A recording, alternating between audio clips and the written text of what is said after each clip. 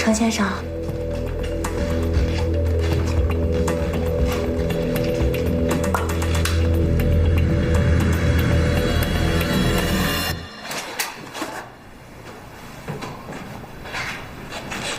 这是什么？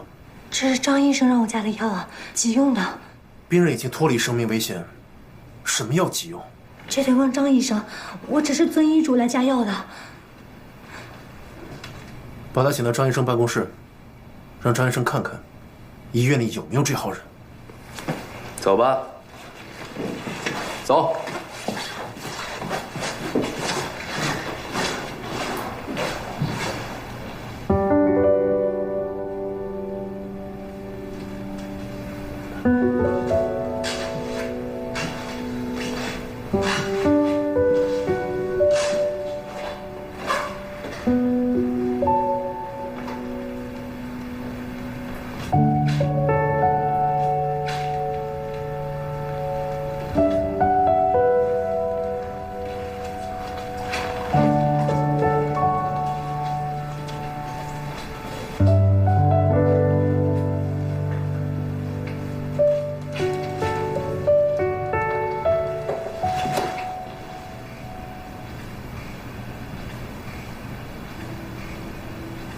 陈医师，陈医师，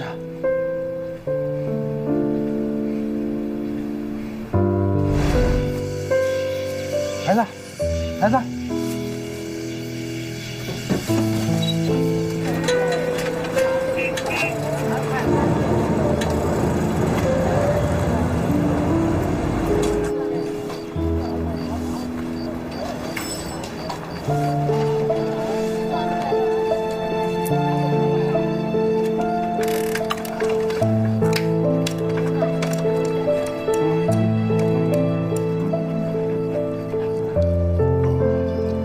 我饿了。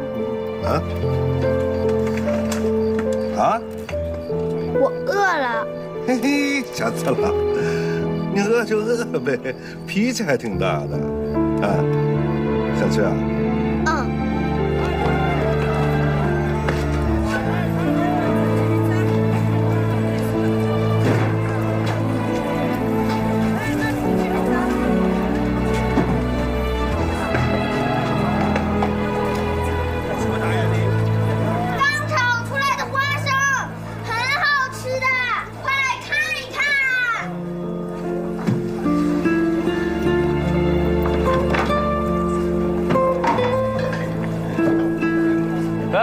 刚炒的花生啊，好吃啊！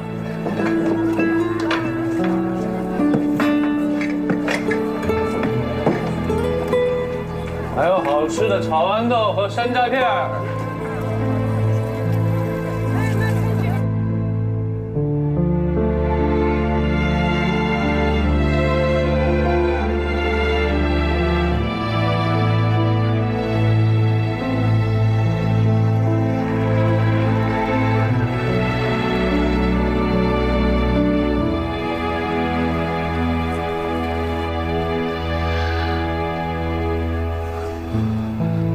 你醒了？你猜谁来了？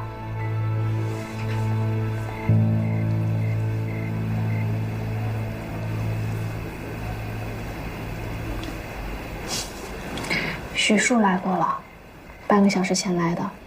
本来我想把你叫醒的，让你们聊会儿天，但是他说不用了。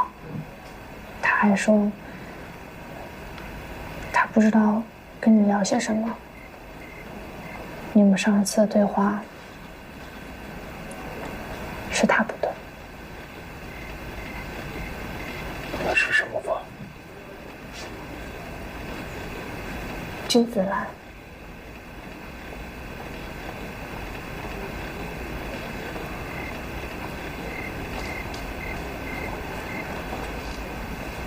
我不是君子。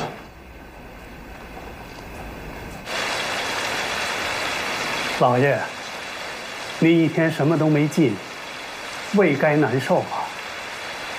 吃点东西吧。备车。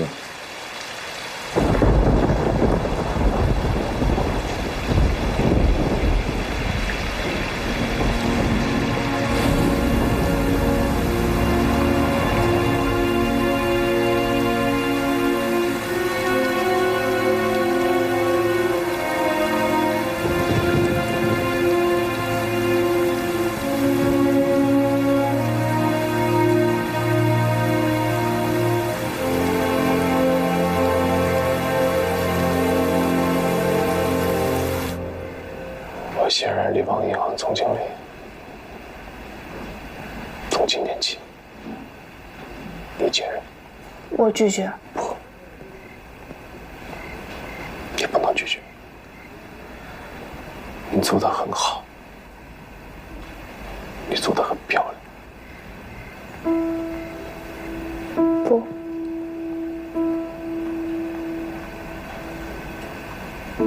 我做的并不漂亮。我调查过你，我也调查过郑山峰的来历，我甚至还和他接触过。我知道他勒索你，但我没有介入他，我也没有告诉你。我以为我可以靠自己解决，我以为他离开上海下南洋，这个事情就平息了。可是我万万没有想到，终究还是来对付你了。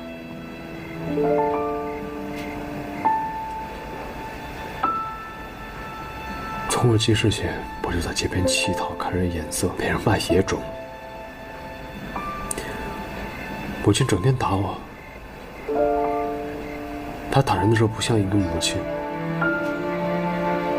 甚至不像一个人，掐着我的脖子问我要钱。那天她用棍子打我，我实在受不了了，真的受不了了。我知道我一走，她一定生活不下去，但我还是走了。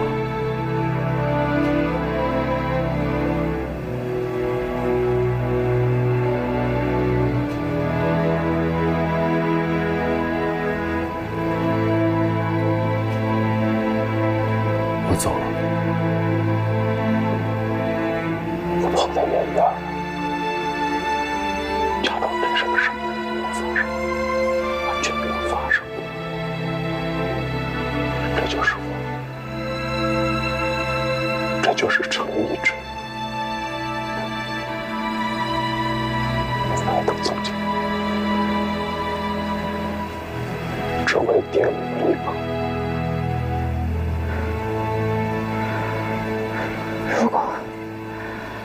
如果你刚刚说的那个人才是程一志，那个无论如何都要帮赵麻子保住身体面纱的，千方百计帮周文全设厂制药的，还有那个一心就想着给徐庶创建公寓的那个人是谁？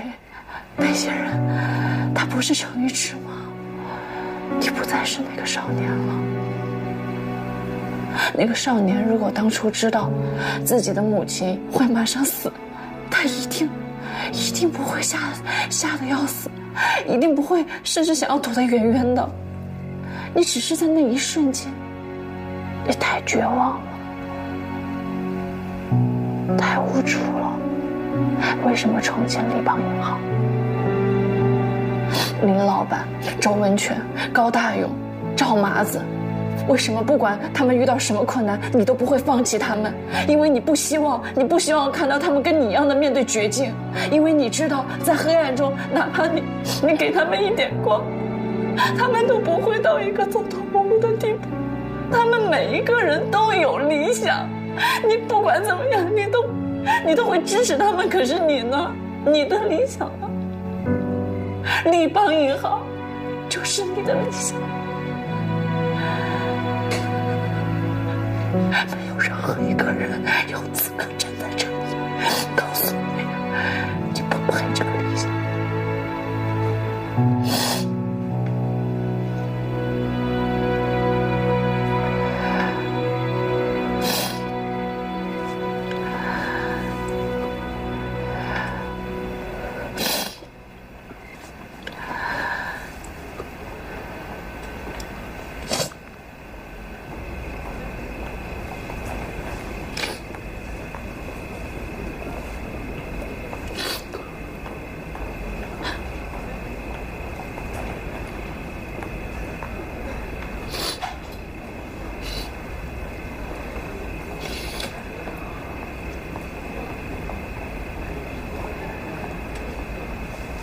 谢谢。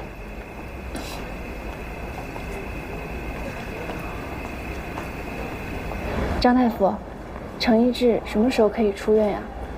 他现在恢复的情况挺好的，就是两条腿总是抬不起来，一直要用轮椅。吴小姐，程先生情况很不乐观，我本来想早点通知你，但是你的朋友强烈建议我暂缓通知，怕你接受不了。很不乐观。他是有生命危险吗？生命危险倒是没有，但是他的腿部神经受损，可能无法站立。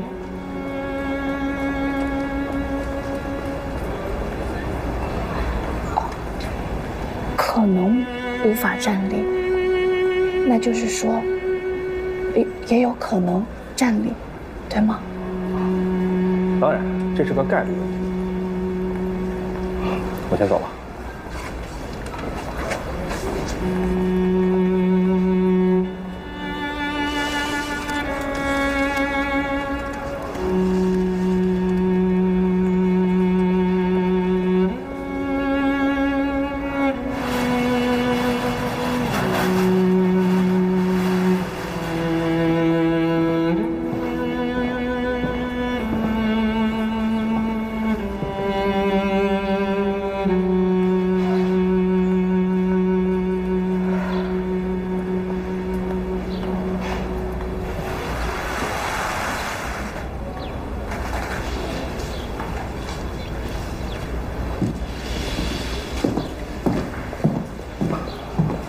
医师，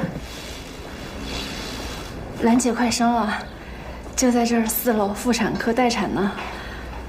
还有珍珍同游，这2个月产量也翻倍了，跟文犬制药都一起足额发了分红。都是好消息。对了，查理，他介绍了我一个呼吸的老郎中，擅长经针，尤其是跌打骨折又奇效。明天我把他请过来给你看看，好吗？李子，程总经理，吴科长，银行刚收到国民法院传票，说程总经理涉嫌奸杀少女案中包庇一罪，需到庭接受审判。啊，没事儿，我去找一趟江律师，放心。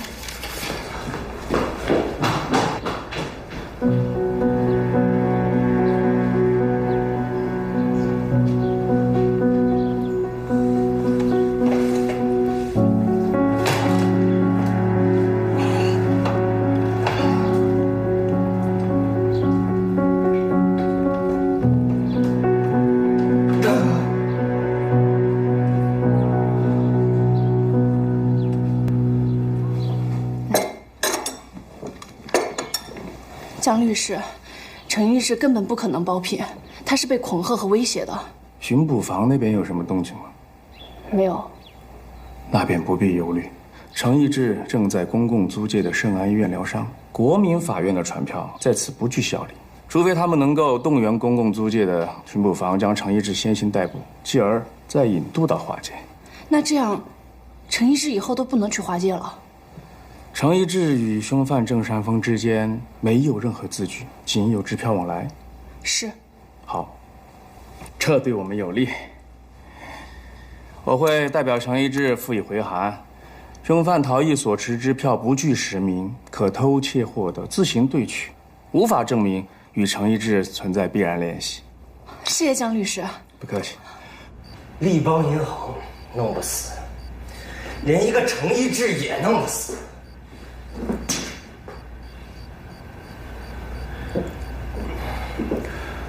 本来想动静小点儿，别让大老爷察觉，可是就是那么不凑巧被徐庶抓了，搞得吴丽姿从黑市雇来好几个保镖，现在日夜坚守在病房外边。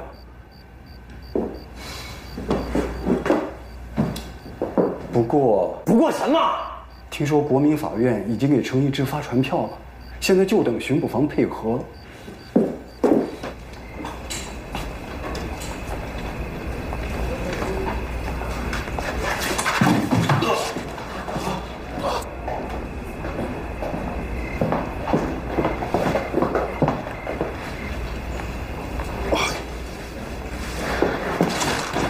医师，你没事吧？小心一点，我先扶你起来。起来。来，1、2、3，来，起来。来，我。我小心一点，小心一点。不用管我。你要是以后起不来了怎么办？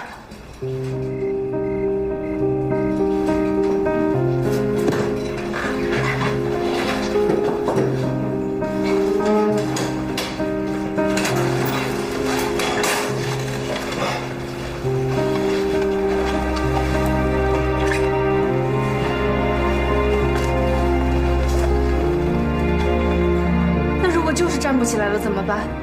你早晚站起来的。站不起来就是个废物了吗？只能让别人照顾你，你再也不能照顾别人了，是不是？一想到这里你就受不了了，因为你习惯了付出，为了别人怎么样都可以。现在你残废了，你什么都做不了了。可是只懂给予，不懂接受的人，才是残缺的。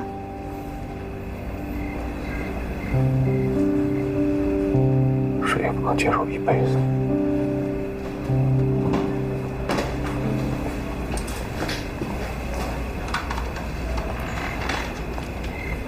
你在撒娇？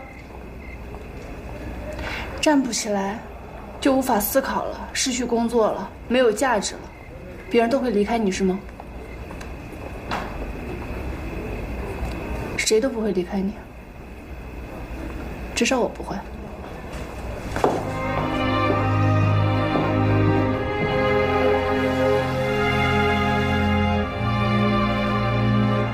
给你弄点吃的，好好待着。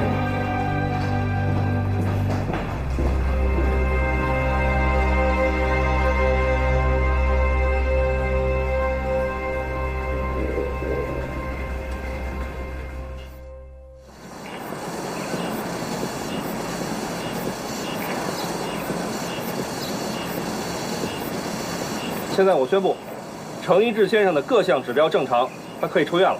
哎呀，好，你回家。罗老板，感谢您为我安排最好的病房，就连我的一日三餐您都要亲自过问。哈哈，也算是多年的朋友了，还这么客气。一志，大难不死必有后福，这腿伤，咱们慢慢养。兰姐，别难过了，你这刚出月子，兰姐，您看，就这个身手，应付日常生活没有什么问题，放心吧。你呀，淘气！我跟你说，那腿上的伤不是小事儿，得好好养着。李子，你把他管严了。我知道了。公共租界巡捕房逮捕令。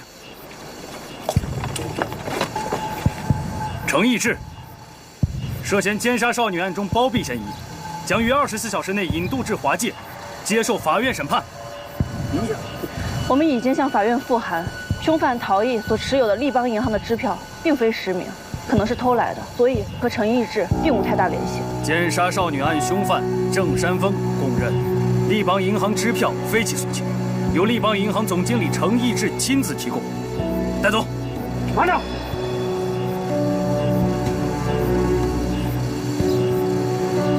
程义志身体尚未完全康复，行为能力不足，引渡过程中万一发生身体情况恶化，谁能负责？我是医生，我可以为程一志先生开具大伤未愈的证明，请递交国民法院。什么大伤未愈？不就是2条腿废了吗？你说什么呢？怎么着？还想一辈子窝在轮椅上，一辈子躲在医院，一辈子？留神你的口气，在我圣安医院，休得放肆！圣安医院怎么了？不是法外之地，巡捕房的面子也敢驳吗？你罗老板，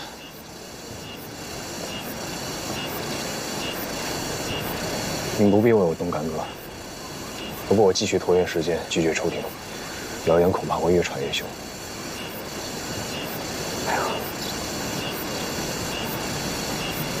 我愿意出席审判，我跟你们走。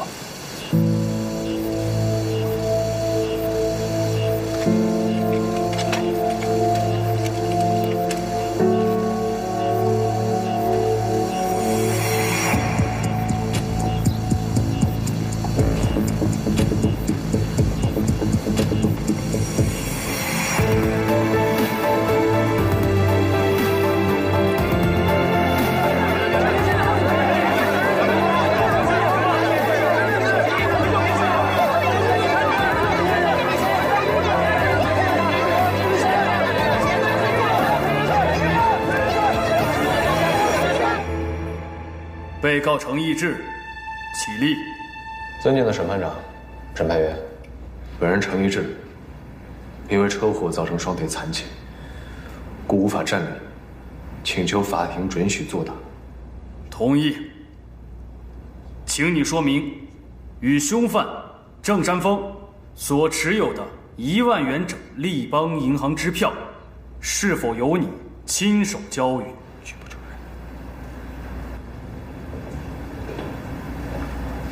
尊敬的审判长、审判员，凶犯郑山峰所持的1万元整立邦银行支票，由我亲手交予。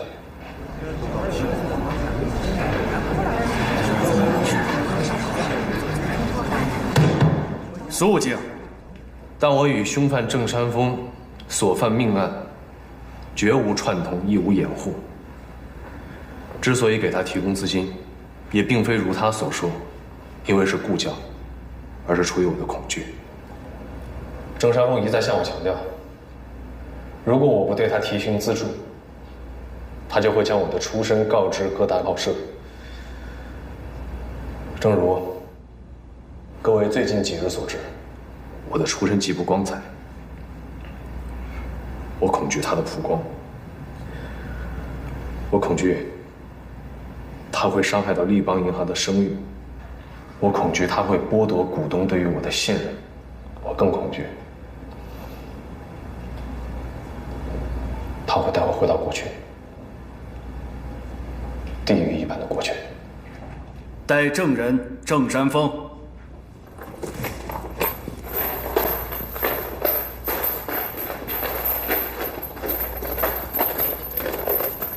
证人郑山峰，请你陈述与被告程义志关系。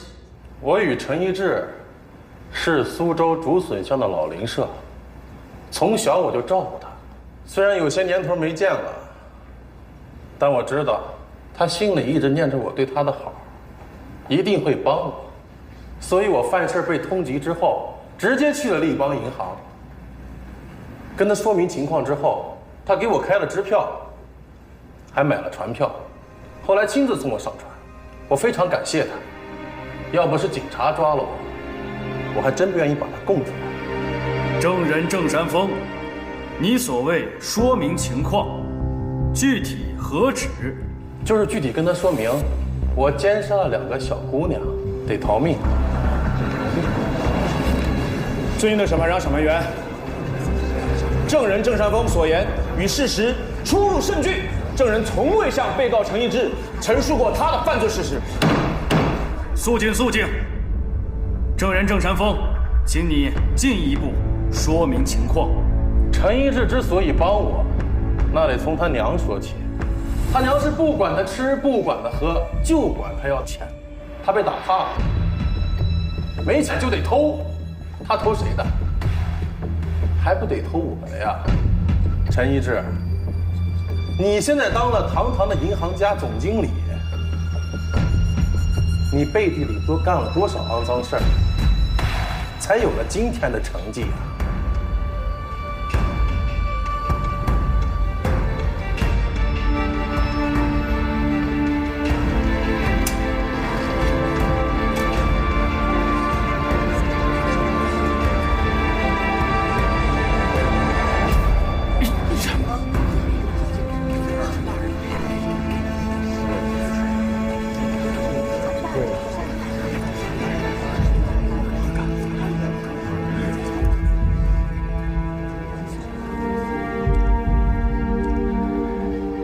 血口喷人，置我于死地，为何？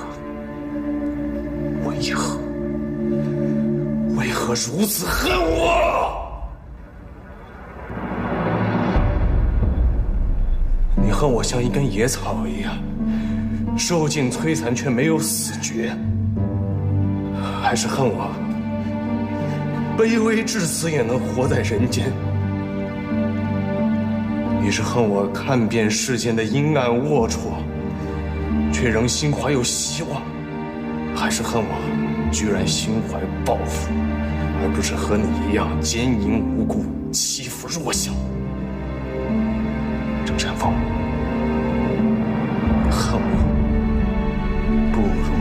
你自己。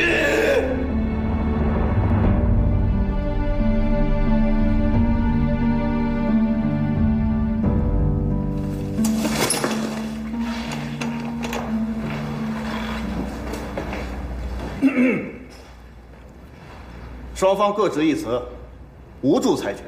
我方愿意出示证据，用事实说话。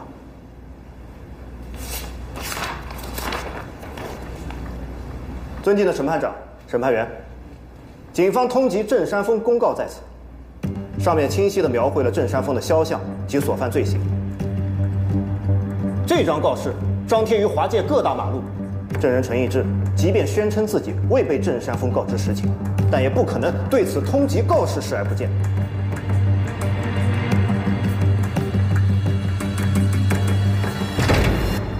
尊敬的审判长、审判员，被告陈义志申请提交重要证据。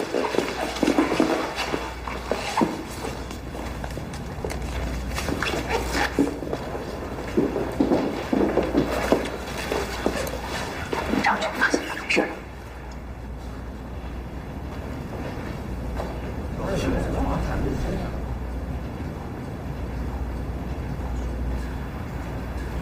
尊敬的审判长、审判员，各位，这是广州通贸银行出具的上海立邦银行涉案支票的兑取时间和地点的记录。郑山峰在上海领取了立邦银行4765至4774号连号支票，并于5月14日在广州进行了第一次，也就是4765号支票的兑取。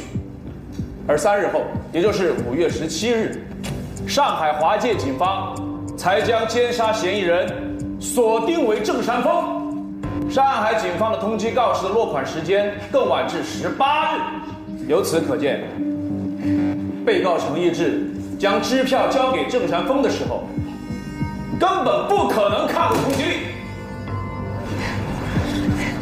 尊敬的审判长、审判员，刚才被告陈义志已如实的陈述证人郑山峰对他的勒索事实。在过去，他是郑山峰勒索行为的受害者，而今天更是他伪证行为的受害者。公诉方还有何证据补充？我方需要时间整理。尊敬的审判长、审判员，被告陈义志请求法庭判决。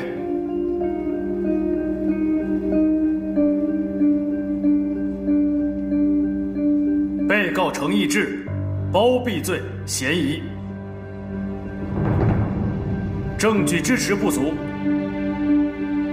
本庭判决，被告陈义志无罪释放。好，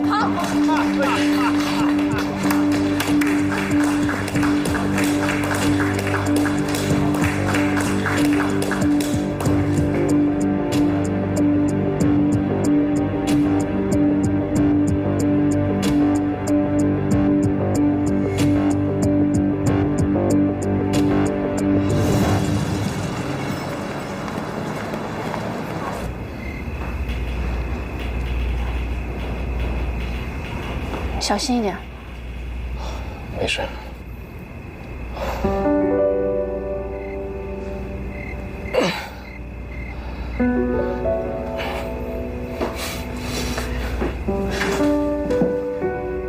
慢点。没事。要不今天累了，我们明天再试。啊。慢一点。我自己来。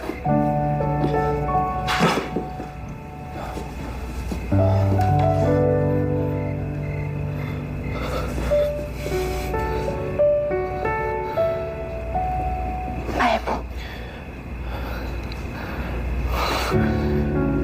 再走一步。你没事吧？没事。疼吗？我先扶你起来。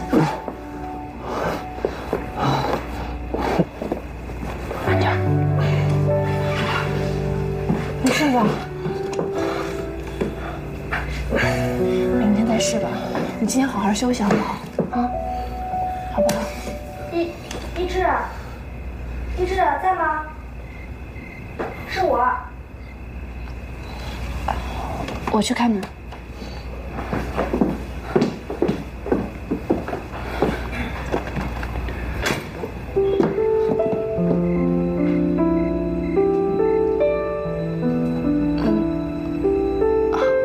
我刚把他送回来。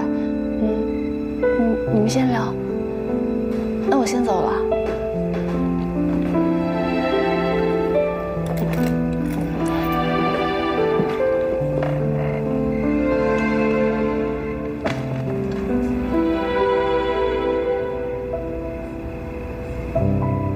陈总经理，艾琳小姐，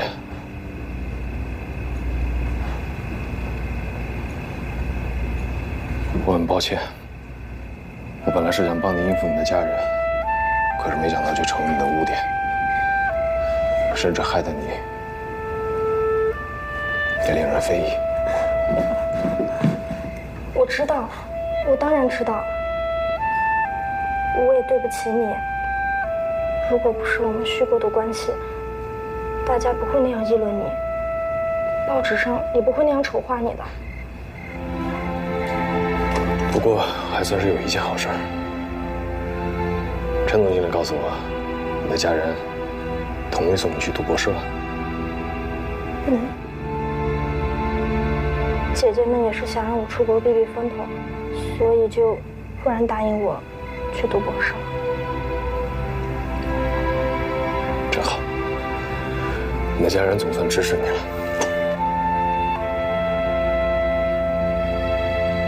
陈总经理，我明天就要出发了。祝你一路平安。怎么了？你不记得我们还有话没说完吗？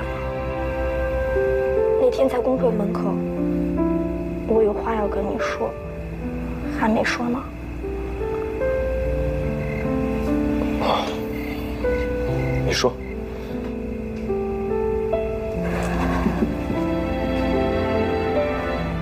陈总经理，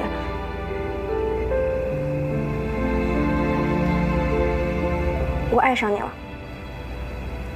啊，你不用担心，也不用内疚，我知道你不爱我，我其实只是想告诉你，除了告诉你，我没有别的意思。你也别紧张，虽然我喜欢你，但是我还是要去读博士的哦。那我走了。在碰撞中学会了坚强。陈总经理，我无力抵抗。你还是爱着吴科长吧？被我看出来了。浮生一梦，爱一场。愿你眼中还会有光，照亮来时的梦想。以你在繁华的世界寻找一切，轻狂勇敢不忘少年，冲向明天，望真心能瞒过谎言，盼你我能回到那一天。初见你心动的瞬间，忘记一切，情伤是最美的语言，心动之间，盼你我能跨过恩怨，让时间回到相见那一天。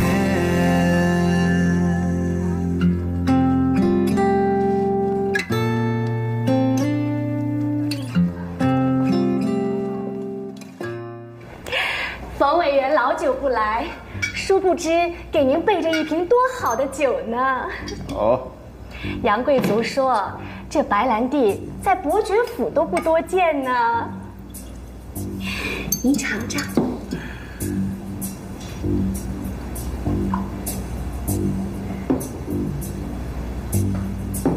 您尝尝。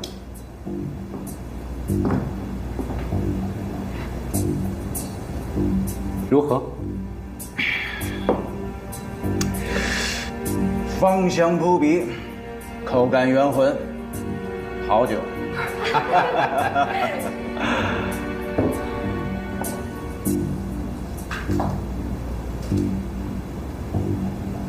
冯委员这么忙，还拨冗关照咱们工商联合会换届之时，极力推荐黄某担任贷款委员。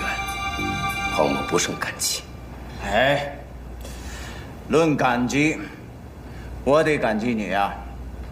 那上百吨的大米、棉纱，还有桐油，正是上头要的，你采购到位，应对及时。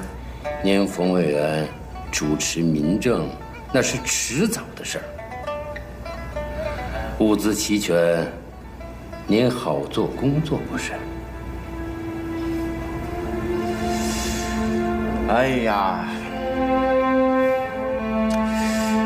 难为你这般为我考虑啊！我本以为立邦银行一曲三折，程一志元气大伤，你正忙着把他押回五指山呢。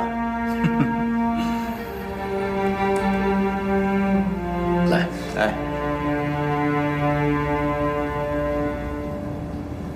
各位同仁，这4个月以来，我养病，而立邦银行一直在自救。我的伤是我自己所致，而立邦银行奄奄一息，被金融界所排斥，也是我所致。但是各位同仁，你们始终坚守在岗位上，即便是在最绝望之时也没有放弃。我深知，这不是出于对我的宽恕，而是对于立邦的珍惜。所以，我绝不能假装自己的过错已经被原谅，我必须坦白。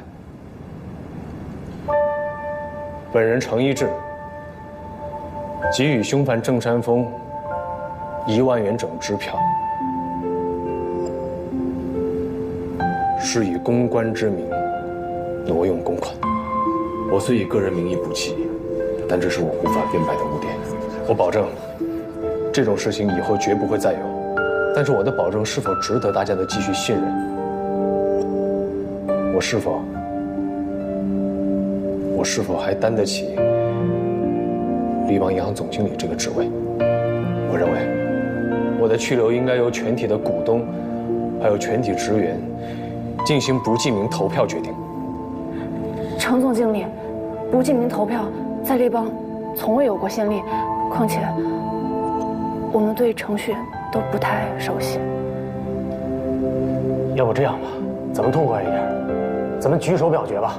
赵厂长，吴科长，我认为这种事情还是应该听听大家真实的想法。现在开始。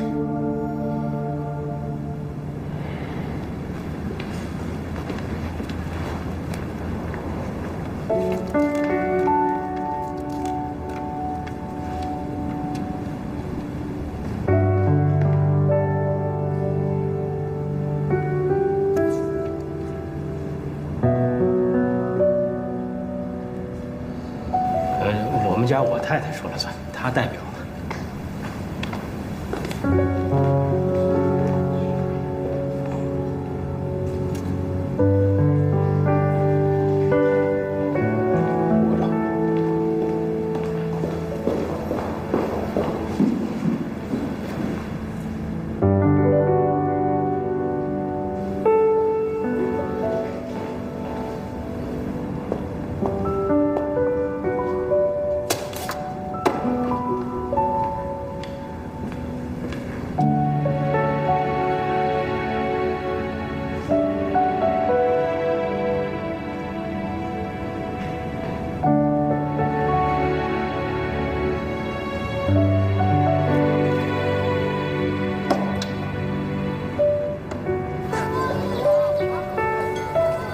投票结果出来了，2票弃权，4票反对，其他投的都是赞成票。根据不记名投票、少数服从多数的原则，程一智继续担任立邦银行总经理。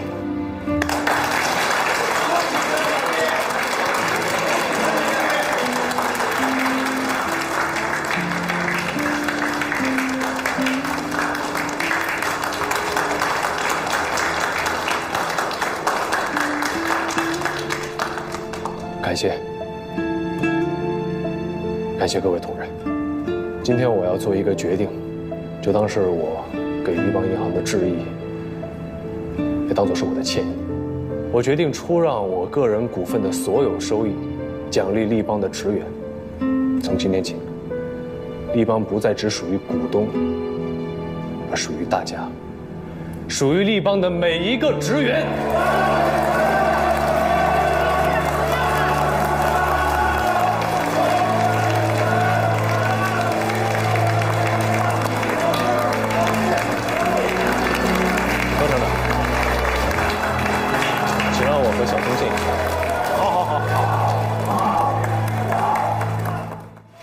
陈总经理，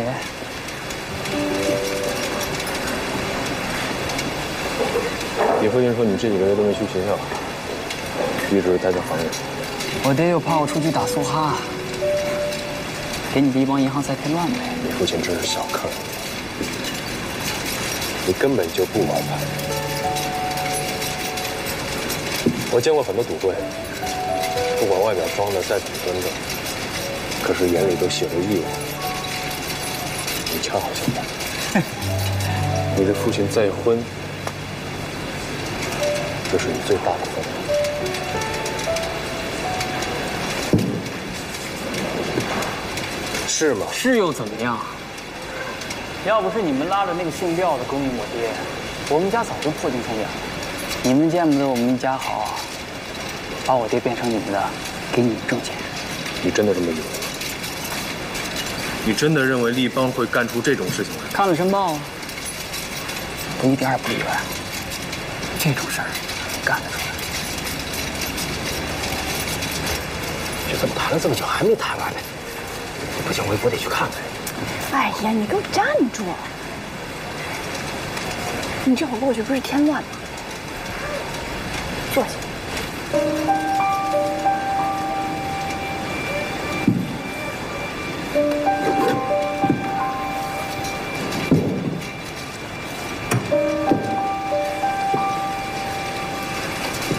你以为你的爹拼命的工作，只是为了立邦银行吗？事实就是如此。高总，你这样说，是对你父亲的羞辱。你的父亲靠着桐油发家，落魄，然后又东山再起。你知不知道真真桐油厂是他心底最大的浪漫？那个时候，我就看在你站在那儿，还只有这么一大点的手，眼巴巴地望着我。我就是因为看到这个，才甘愿去冒险为你的父亲注资。当时我刚进钱庄不久，程经理，你父亲欠款遭人陷害，这桐油厂明明只欠我和你父亲差点成了钱庄假账的牺牲品。我们真不能破产呐！红娘都跟人跑了，孩子上学也要借钱，成天望着桐树长了好榨油，榨了好油就什么都好了。现在这么好的油我们做出来了，可厂子就要倒了。高厂长，这个无底洞是你自留的，归厂破产，在所难免。小聪，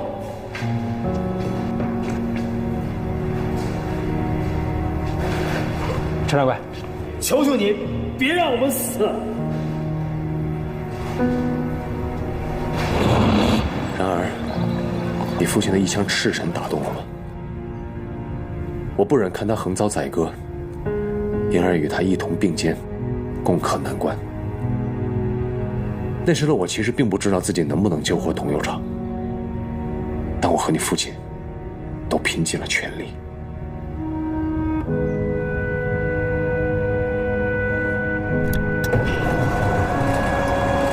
就这样，你父亲证明了自己，榨出了好油。团长，这些成了，这些成了，这些成了。看到你父亲成功后的喜悦，我第一次感受到了扶助他人实现理想的意义。这也是支撑着立邦银行一直走到今天的力量。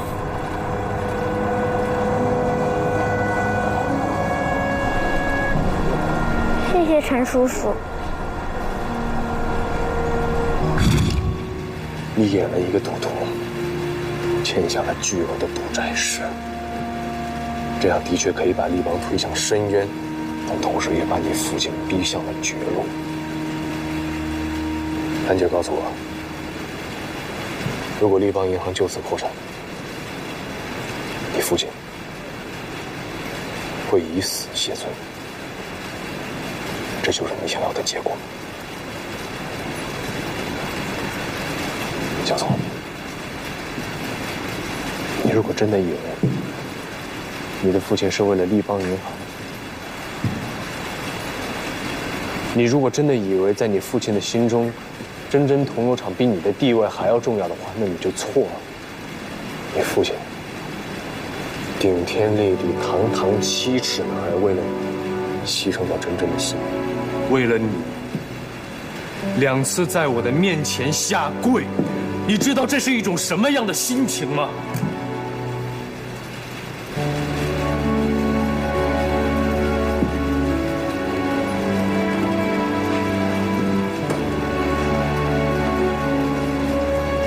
亡羊补牢，为时未晚。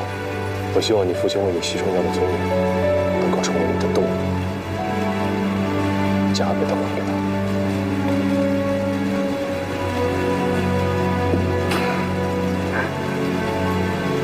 你还记得你小时候我对你说的话吗？好好读书，等毕业了，回到工厂助他一臂之力。我不想去真真，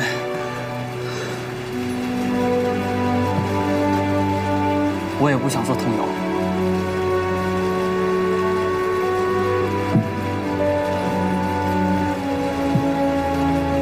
我想去立邦银行。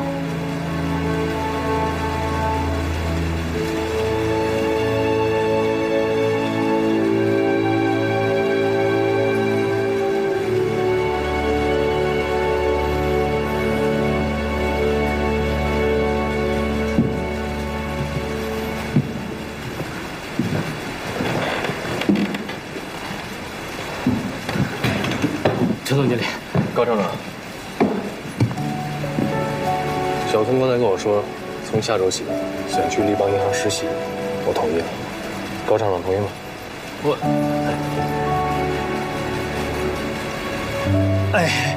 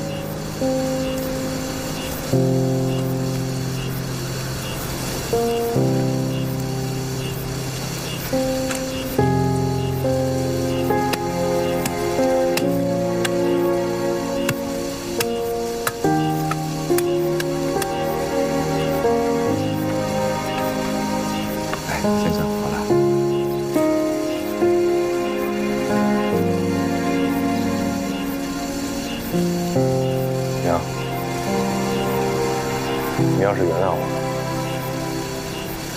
就让我梦里安宁。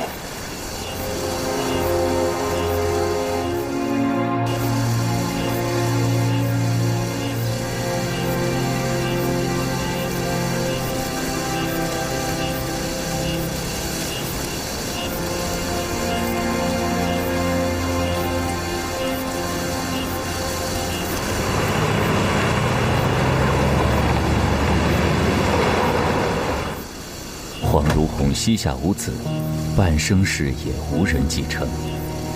而他认定程逸志这个没有父亲的孩子，注定会成为他帝国的继承者。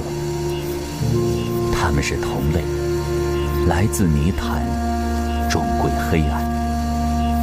但他不了解，程逸志此时内心对光芒的渴望，足以驱除一切黑暗。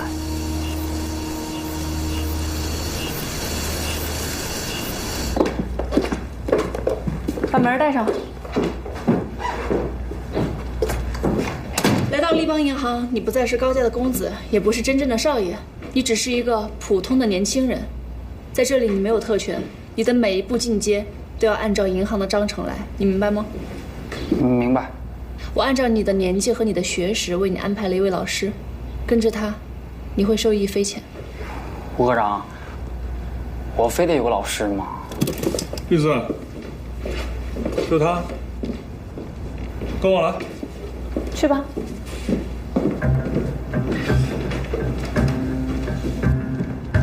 银行练习生第一课：扫除、侍膳、招待。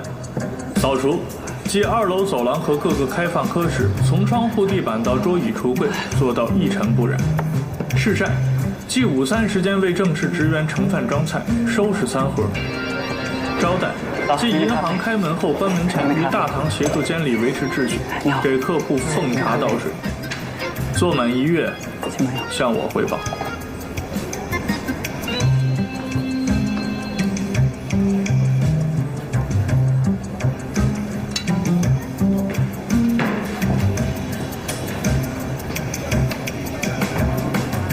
扫除、侍膳、招待，我已做满1月，请您检阅。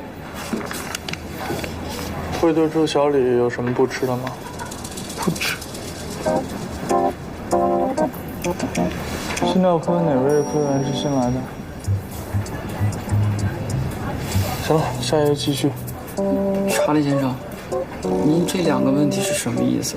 你刷了1个月的餐盒，小李什么东西不吃，没留心到，扫了1个月的地，谁是新来的也不知道，一共就问你2个问题都答不上来，你还问我是什么意思？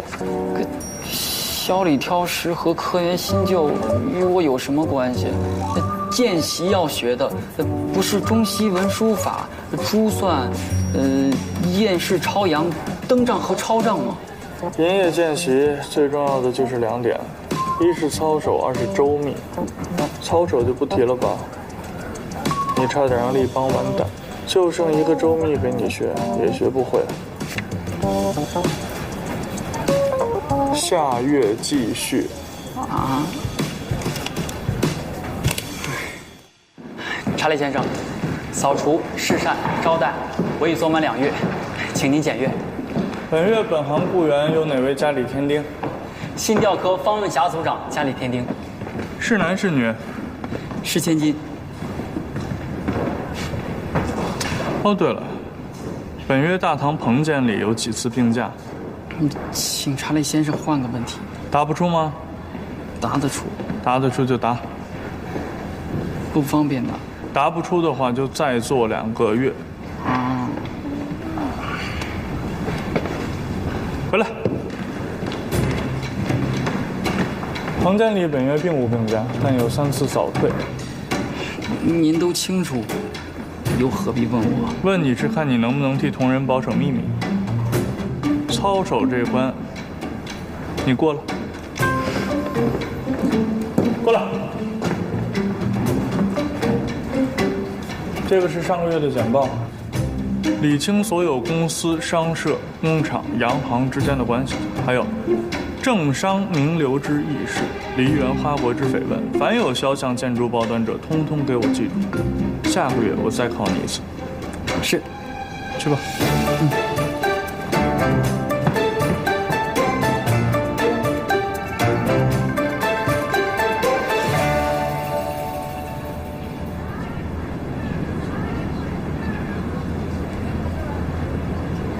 彭监理，吴科长，您打算去其他银行谋职，跟他们商讨待遇了。吴科长，我对不住你。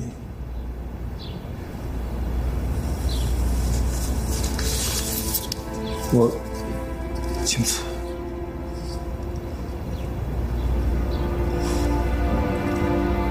我不明白，你为什么一定要离开立邦银行呢？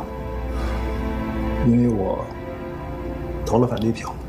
是因为程总经理留任，让您对立邦银行感到灰心了？不是。是因为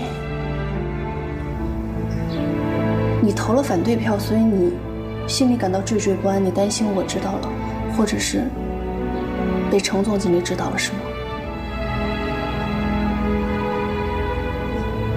程总经理如果是如此狭隘之人，他就不会提出不记名投票了。您是立邦的老人了，您投出反对票，我表示特别理解。那是因为你对程总经理信任之深，责备之切，但同时我也希望你能再给他一次机会。我相信他不会让你失望，拜托了。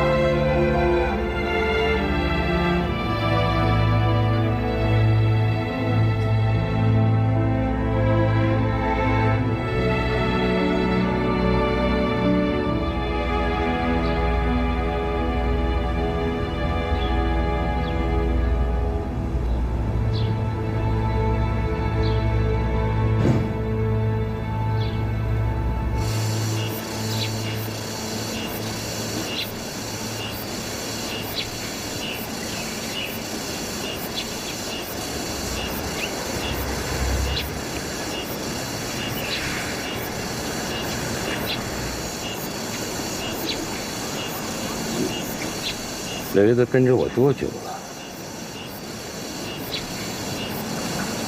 回老爷，到今年中秋，将近20年了。20年。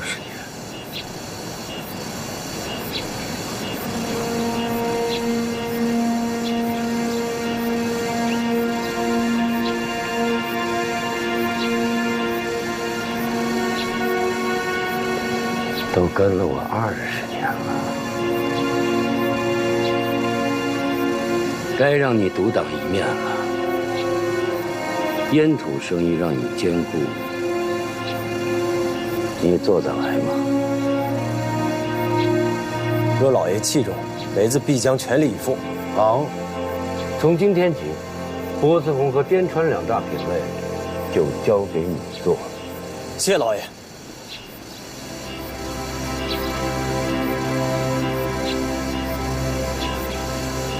还有事吗？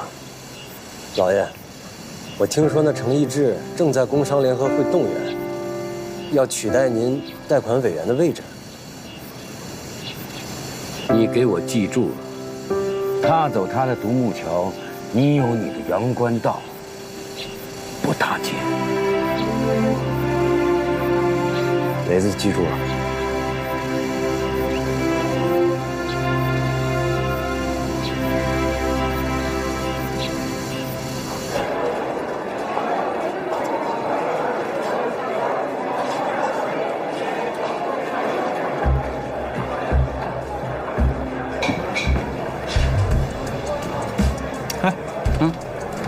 前面那2个男的，什么来历？哦，个头高的那位是明光火柴长刘明光厂长，个头矮的那位是工商联合会贷款委员丁小兰。眼下明光火柴长正与日商谷口会社恶战，刘厂长大概是向丁委员寻求资金帮助。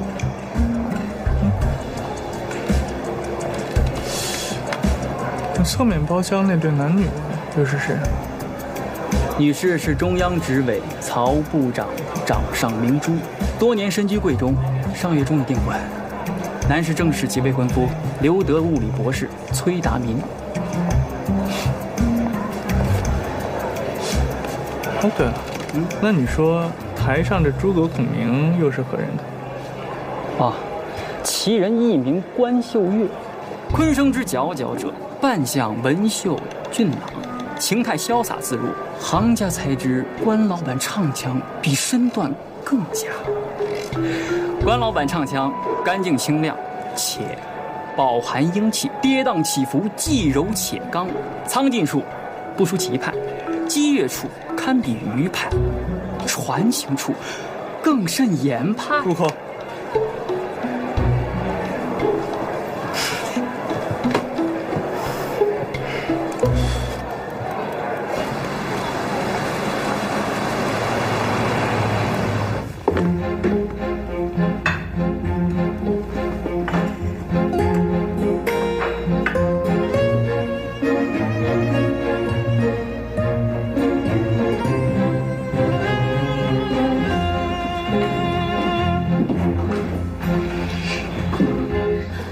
回来了，包给我。进来呀。你怎么进来的？哦，那天呀，那谁来的时候，我不是走的有点着急嘛。你这钥匙还在我这儿呢。哦。干嘛呀？你不是还钥匙的吗？当然不是了。我是要住在这儿的。你住在这儿？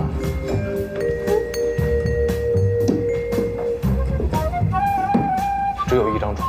啊，我知道呀，你睡床，我睡沙发，我都准备好了。你看，被子、枕头，你放心吧，我会把自己照顾好的。你睡沙发？嗯。谁让你来的？张大夫。张大夫。啊，张大夫说了，现在啊正是你恢复行走的关键时期，需要我对你悉心的照顾，还要非常有热情的关照。你要不坐会儿？张大夫什么时候跟你说的？今天下午刚说的。他为什么没跟我说？你站不起来的时候，他也没跟你说呀。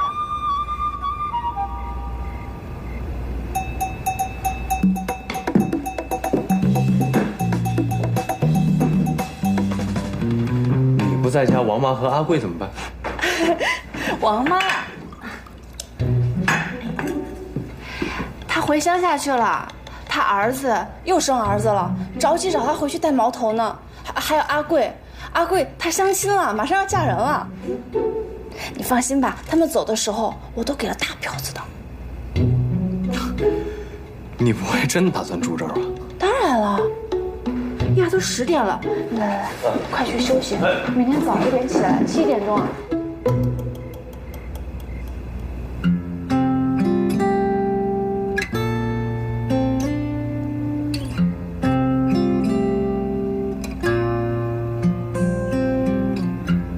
当命运散出的微光，照亮你我曾经的模样。在碰撞中学会了坚强，在你面前我无力抵抗，让我忘记所见所想，浮生一梦，爱一场。愿你眼中还会有光，照亮来世的梦想。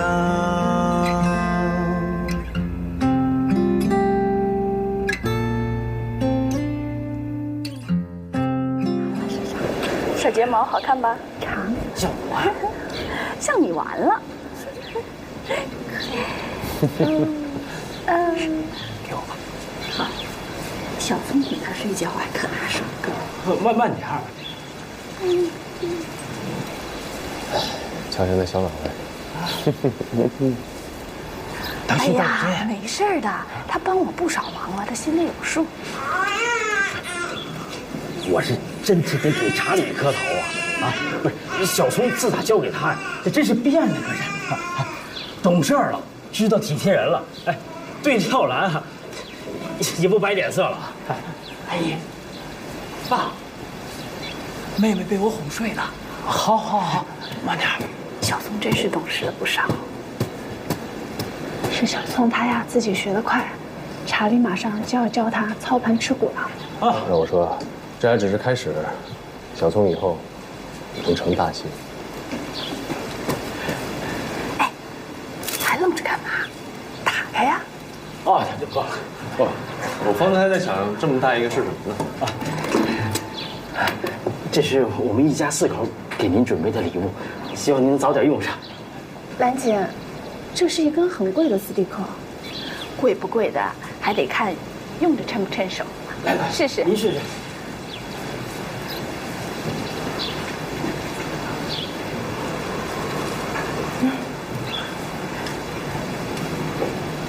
哎呀，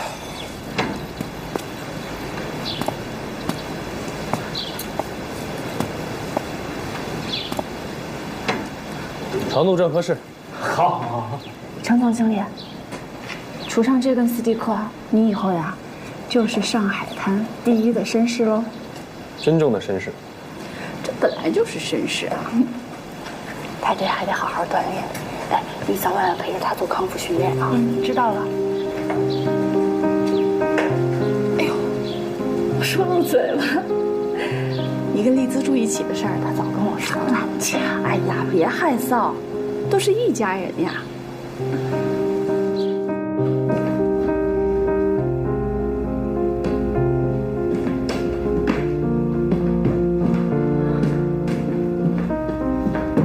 你慢点。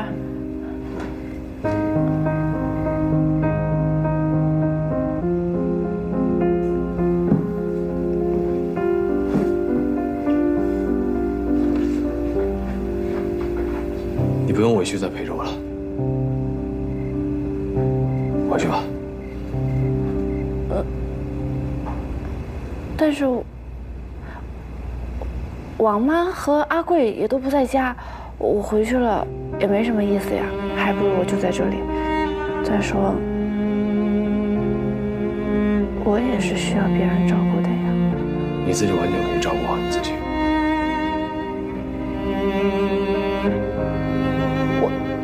我又没有打扰你，我不就是在沙发上睡。我们这样住在一起算什么？兰姐都笑话我们，旁人呢？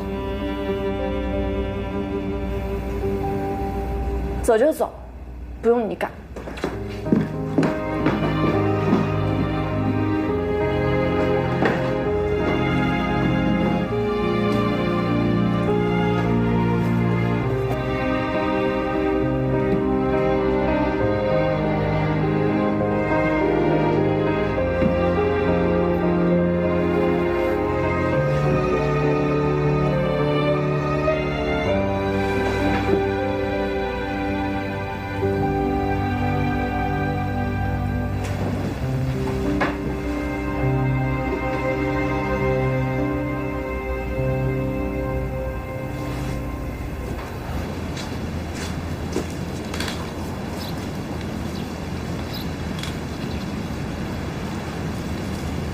老爷，起风了，给您拿件衣服。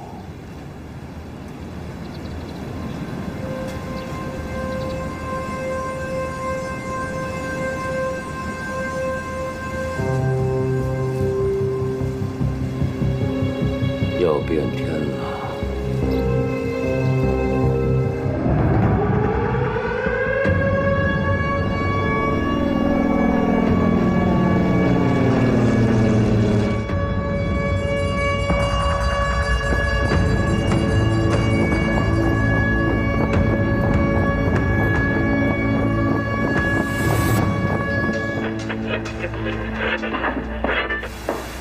8月14日，国民政府发表自卫抗战声明书，以下全文诵读。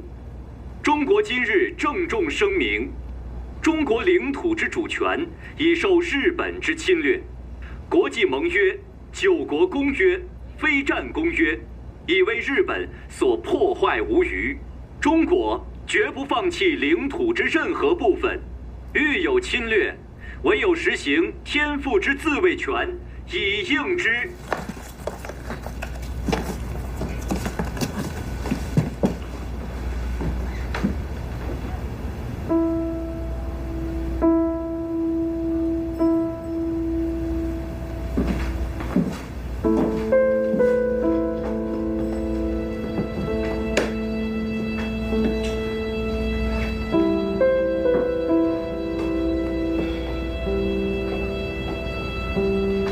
好好照顾自己啊，少出门，少开车，少去越界马路，路边危险，注意安全，不怕一万就怕万一吗？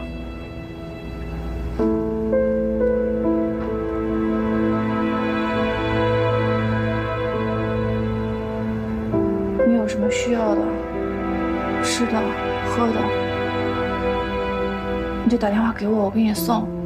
哦，晚上都用热毛巾敷敷腿脚，能好得更快点。我走了。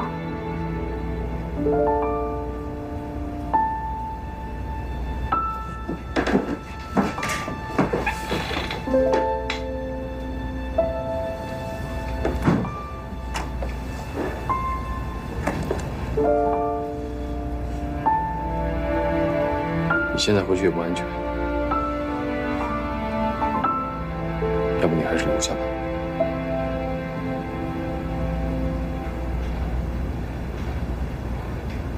你不是说怕别人笑话我吗？那你还是走吧。我不走。走。我不走。走。我不走。我也走。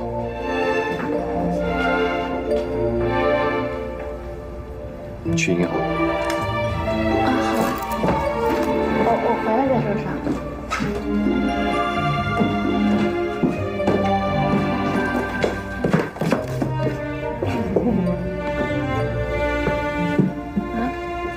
包里面呢？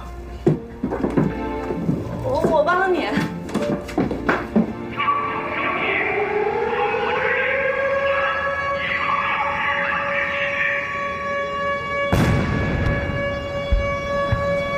关秘书，徐博士，怎么了？还剩多少存款？还有1万出头。全部捐给抗日赈济会。都捐了？捐。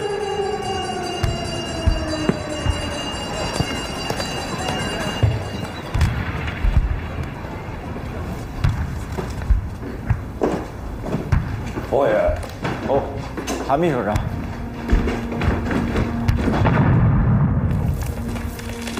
战事特殊，我已举荐你主理民政，已获批准。这可是委员长对你莫大的信任啊！是。百姓的疏散、物资发放、生活生产资料的转移都是要务，务必保证效率。属下屡没受命，万万感怠慢。啊，拜托了。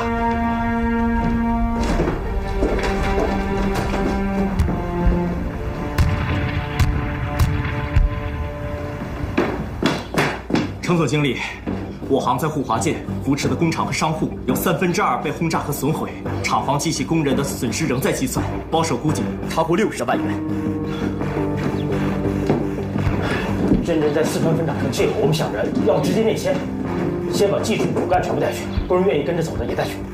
这都好办，工厂机械怎么处置啊？正是考虑工厂机器，下不了决心啊。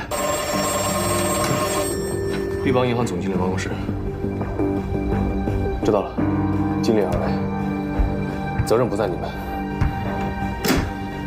宏基厂行的厂房1万被摧毁，双喜肥料厂、协盛橡胶厂，还有稻城印刷厂的厂房无一幸免，机器设备也。什么？不是已经说好工厂停产疏散厂工吗？务必妥善处理，抚恤金尽量优待。凤凰火车站也已经被轰炸，16名厂工抢修设备，全部重伤，3名不治。战事不等人，内迁越快着手越好。厂房应该是凶多吉少，顾及不上了。机器设备新转，立即准备装箱，旧者即刻低价出卖。关键时间是关键。好，内迁看来势在必行，我们先去做准备。好。艾秘书，程总经理。我需要你尽快安排人手去温泉制药厂，还有申请煤渣厂，所有的贵重的机器还有原料需要尽快清点。是。内迁仓位内线仓位我来解决。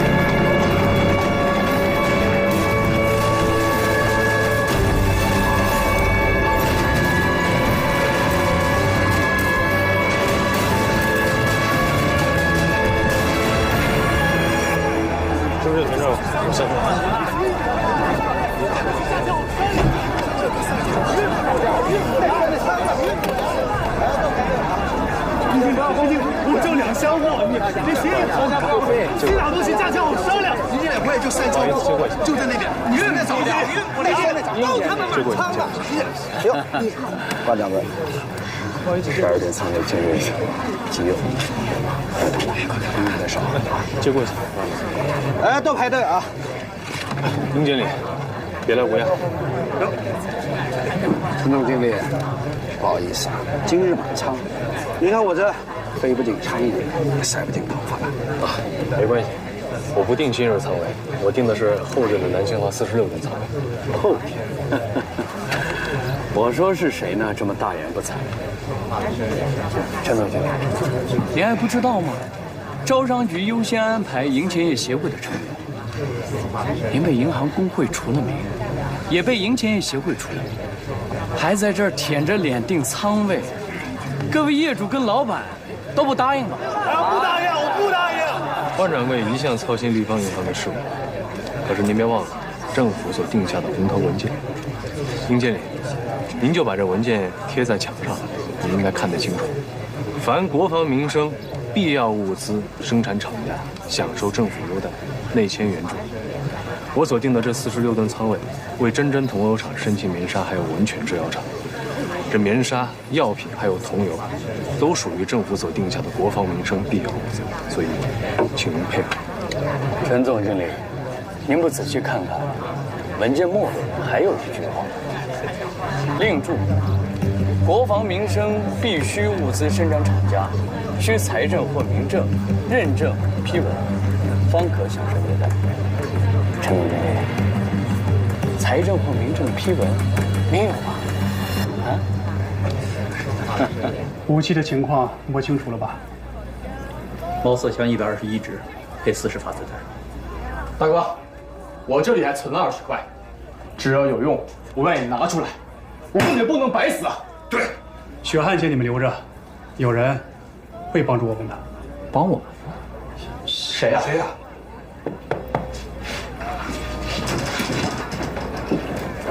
徐先生，来，这边请。我给大家介绍一下我身边的徐先生。我在碧球馆做事的时候就已经认识他了，他现在和我们兄弟们一样，在抗日。徐先生，我好像在报纸上见过您。您是那个万德园的徐博士吧？不是，不是。博士，你家谁被炸死？家人都在欧洲，尚且安全。没有家仇，没有家仇，你会跟着我们一起干吗？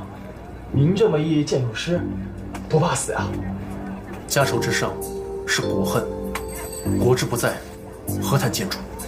可惜我不擅长用枪，但你们需要资金，我有；你们需要汽车，我也有。好，来。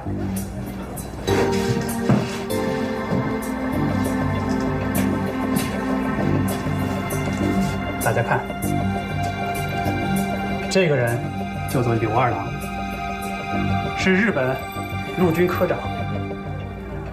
他现在以海宁路一个餐饮为据点，这个地方就叫做石川。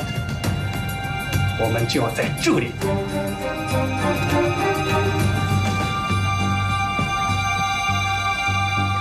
给民政和财政提交的申请材料，迟迟得不到批复。财政不用指望了，立邦已经被银行工会除名了。可是财政的主理人又是冯有儒，恐怕更是拿不到了。程总经理，我深津2厂的厂房又被炸了，没有消防队，成吨的棉纱在那儿烧，再这么下去完蛋了。我们生产原料易燃易爆，一挨轰炸就火光一片，这几天厂工都快吓死了，我也是一刻都睡不着。程总经理，内线仓位有了吗2位厂长实不相瞒，内线的仓位短时间内无法解决，所以2位可否接受放弃内线？你说不内建了？去哪里？所有的厂工、原料还有机器，一律转入租界，再试生产，如何？我同意。同意我倒是同意，可是我深津在租界没有厂房，往哪儿搬？我们可以现在立刻开始找地皮。租界的地皮贵得离谱啊！现在已经没有办法了，我们必须不惜一切代价。恐怕不止代价这么简单了。今天上午，法租界刚刚公布新的条例，工厂但凡想要迁入，必须向公共租界工部局或者是法租界工董局提供工厂的外资证明，否则不准入内。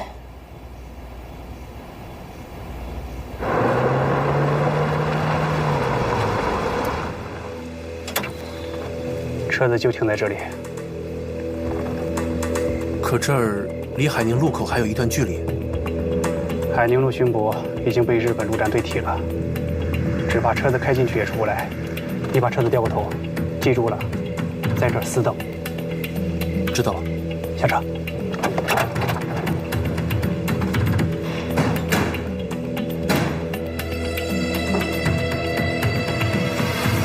以防万一。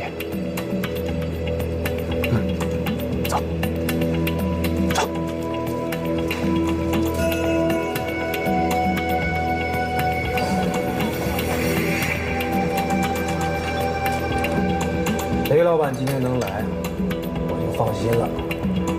国军败相尽显，您邀请我肯定来。